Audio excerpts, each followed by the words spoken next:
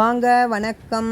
இன்றைக்கி நைலான் ஜவ்வரிசி சேமியா மேங்கோ பாயசம் எப்படி செய்கிறதுன்றதை பார்ப்போம். அதுக்கு ஒரு அரை அழாக்கு நைலான் ஜவ்வரிசி எடுத்துக்கோங்க. அதை நல்லா 4 தடவை கழுவிடுங்க.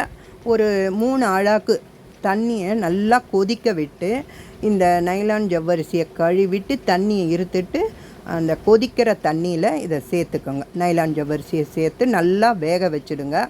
இப்போ ஒரு கைப்பிடி அளவுக்கு சேமியா எடுத்து வெறும் வானலில் இல்லைன்னா ஒரு ஸ்பூன் நெய் விட்டு நல்லா வறுத்து எடுத்துக்கோங்க. இப்போ ஜவ்வரிசி நல்லா பாதி வெந்து வந்ததுக்கப்புறம் இந்த சேமியாவையும் அதில் சேர்த்து வேக வச்சுடுங்க. தண்ணி அதில் பத்தலைன்னா நீங்கள் கொதிக்கிற தண்ணியை விட்டு நல்லா ஜவ்வரிசியும் சேமியாவும் நல்லா வெந்து வந்ததுக்கப்புறம் ஸ்டவ்வை ஆஃப் பண்ணிவிட்டு தட்டு போட்டு மூடி வச்சுடுங்க.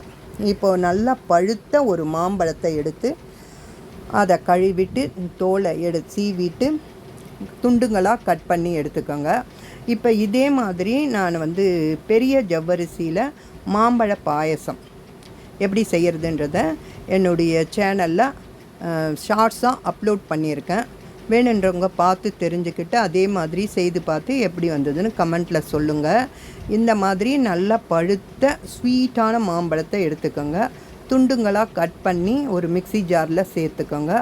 அதில் ஒரு அரை டம்ளர் பால், காய்ச்சி ஆற வச்ச பால் சேர்த்து, சுகர் உங்களுக்கு எந்த அளவுக்கு வேணுமோ அந்த அளவுக்கு சுகர் சேர்த்து நல்லா நைஸாக அரைச்சி எடுத்துடுங்க. இப்போ நல்லா வெந்து ஆற வச்சுருக்கிற அந்த சேமியா ஜவ்வரிசியில் இந்த அரைச்ச அந்த விழுதை அதில் சேர்த்துக்கோங்க. நல்லா கலந்து விட்டுக்கோங்க. இதில் 2 ஸ்பூன் நெய்யில் முந்திரி பருப்பு சேர்த்துக்கோங்க. ஏலக்காய் பவுடர் சேர்க்க தேவையில்லை. ஏன்னா இந்த மாம்பழ ஃப்ளேவரு அவ்வளோ சூப்பராக இருக்குங்க, டேஸ்ட்டாக இருக்கும். அதனால் ஏலக்காய் பொடி சேர்க்க தேவையில்லை. வேணுன்றவங்க சேர்த்துக்கோங்க. ஏலக்காய் தூள் வாசனை பிடிக்குன்றவங்க சேர்த்துக்கோங்க. இப்போ இதை நல்லா அரைச்சி எடுத்து அதில் சேமியா ஜவ்வரிசி வெந்திருக்குது இல்லையா, அதில் சேர்த்து கலந்து விட்டுக்கோங்க. இப்போ நல்லா 2 ஸ்பூன் நெய்யில் முந்திரி திராட்சை இதெல்லாம் வறுத்து அதில் சேர்த்துக்கோங்க. நல்லா கலந்து விட்டுக்கோங்க.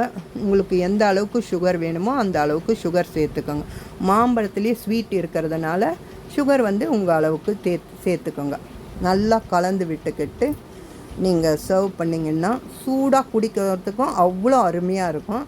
இதை ஃப்ரிட்ஜில் வச்சுட்டு நல்லா ஜில்லுன்னு குடிக்கிறதுக்கும் அவ்வளோ அருமையாக இருக்கும். இதில் மாம்பழ பீஸுங்க துண்டு துண்டாக ஆக்கி அதில் குட்டி குட்டியாக சின்னதாக துண்டுங்களாக்கி இதில் சேர்த்துக்கிட்டு சாப்பிடும்போது அவ்வளோ அருமையாக இருக்கும். நீங்களும் உங்கள் வீட்டில் இதே மாதிரி செய்து பார்த்து எப்படி வந்ததுன்னு கமெண்ட்டில் சொல்லுங்கள். சப்ஸ்கிரைப் பண்ணுங்கள், லைக் பண்ணுங்கள், ஷேர் பண்ணுங்கள். தேங்க்ஸ் ஃபார் வாட்சிங்.